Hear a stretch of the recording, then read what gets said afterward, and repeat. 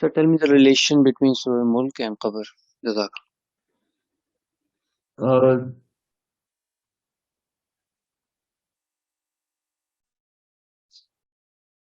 قرآن میں نہ صرف سورہ ملک نہیں مگر چونکہ سورہ ملک کو سینٹرل پوزیشن حاصل ہے.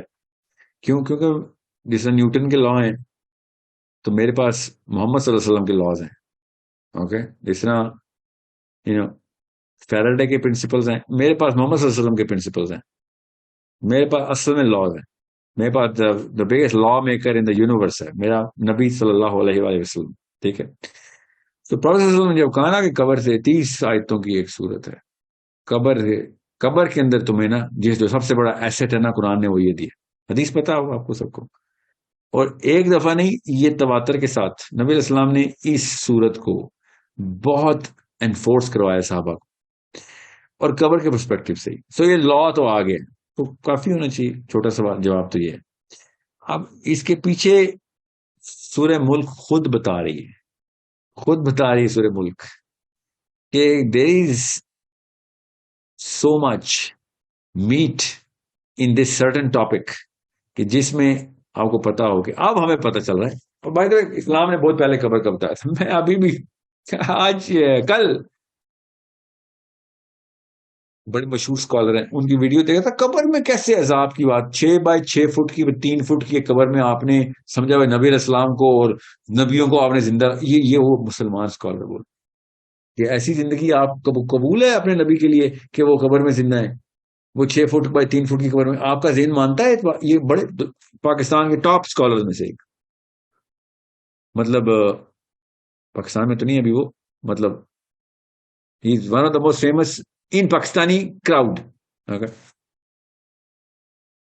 وہ 6 فٹ بائی 3 فٹ کی جو جیومیٹری ہے وہ نظر آ رہی ہے اس کو, یونیورس کی جیومیٹری بھائی صاحب کو نظر, کیونکہ سائنس بالکل آ رہی سائنس کا بیسک خلیہ بھی نہیں پہنچا بھائی صاحب تک.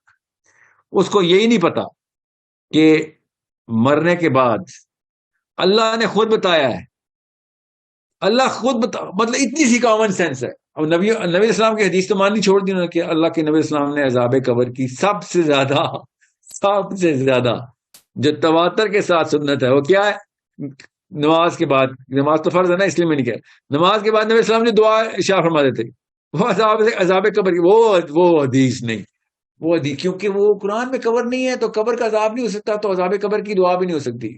یہ لاجک ہے بھائی جی.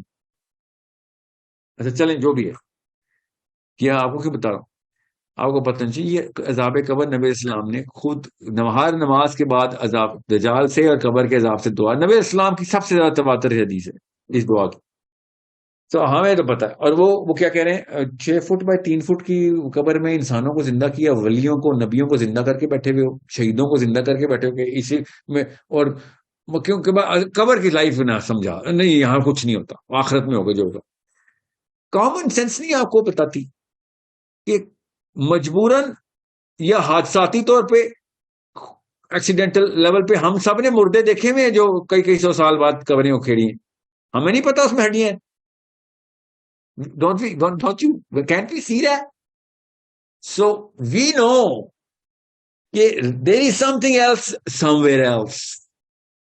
جو ہمیں نظر آتا ہے نا, کائنات ایسی نہیں جیسے وہ نہیں اللہ کا عرش کے اوپر لڑائیاں ہو رہی ہیں, سلفیوں کی بریلیوں کے ساتھ چل رہی ہے میجر کہ اللہ عرش پہ ہے کہ دنیا میں ہے, تو اللہ کا عرش, اگر اللہ عرش پہ ہے تو اللہ کا عرش اللہ سے تو نہیں بڑھا. ہر قسم کی تو جہاد خود ہی نکال رہے. کیوں؟